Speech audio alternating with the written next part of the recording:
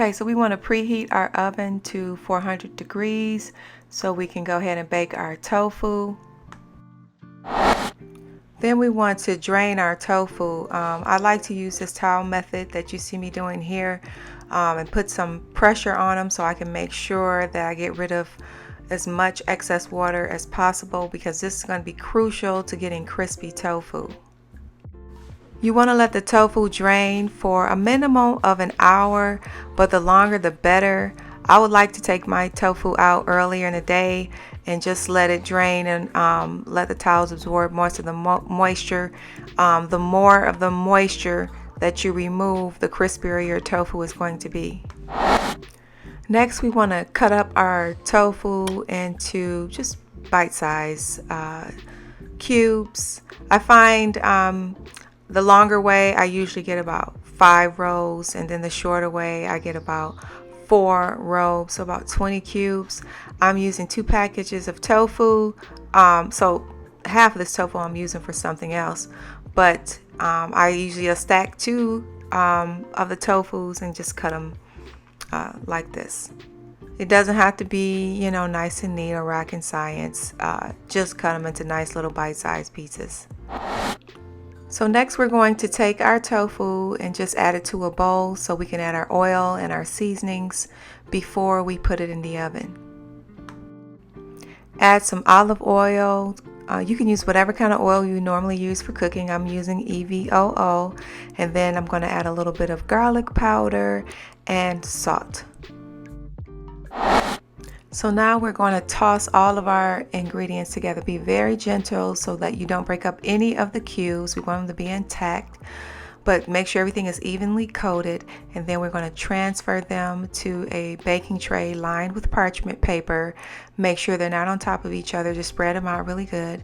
We're going to bake them in the oven at 400 degrees. We've already preheated our oven. Now I don't turn them halfway through, but you can, so they can have an even crisp on both sides, but I don't have a problem with it. I'm going to mix all of my ingredients in the Vitamixer. Excuse my COVID-19 nails, but I'm adding coconut milk, tamari, some lemon juice. You can use lime juice, but I always have lemon juice on hand. Monk fruit.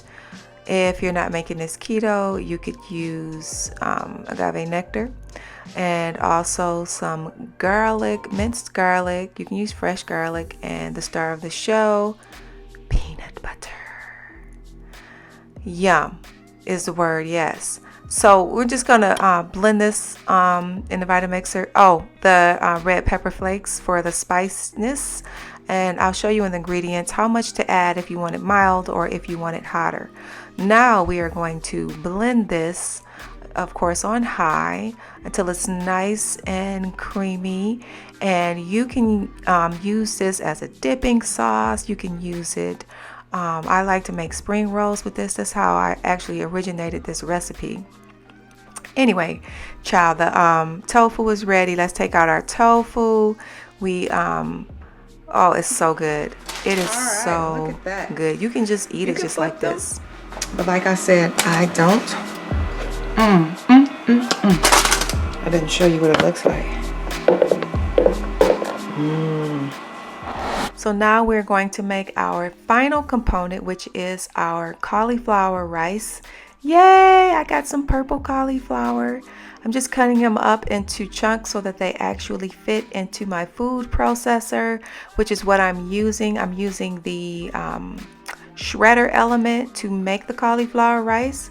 So once you go ahead and shred all of your cauliflower, then we'll be ready for the next step. And this is what our rice is looking like. I love the beautiful purple color. It has a nice vibrant flavor. Now we're going to heat up a little bit of oil, and we're going to add our tofu. Now you see me using a lot of oil because I am doing keto. So if you're not doing keto and you want to use less oil, because it's oil on the tofu, go right ahead. But honey, I need this oil. Okay, so just going to toss that around to marry the oil and the tofu together, kind of heat it back up because it kind of cooled down. And then I'm going to add my beautiful, beautiful Thai peanut sauce. Oh, it's so good. You let it cook down just a little bit, not too much, and because the more that you let it cook down, it's going to evaporate really quickly. But let it cook down just a little bit. You'll see it get a little bit of a darker brown color, and that all of the flavors are going to enhance. And once we do that, or while we're doing that, we can go ahead and cook our cauliflower rice. It only takes a moment to cook the cauliflower rice. So make sure that you turn down the tofu really low to a simmer while you're cooking the rice. Now we want to heat up some oil and add your cauliflower. Give it a nice little stir. You don't want to overcook this, so be fast with everything. Then you're going to add your coconut milk, a little bit of salt, and a little bit of garlic powder. Give that a toss. Just gently mix everything together and then turn it off. And we're done. Plate it up, honey, and eat you some. It is thebomb.com. I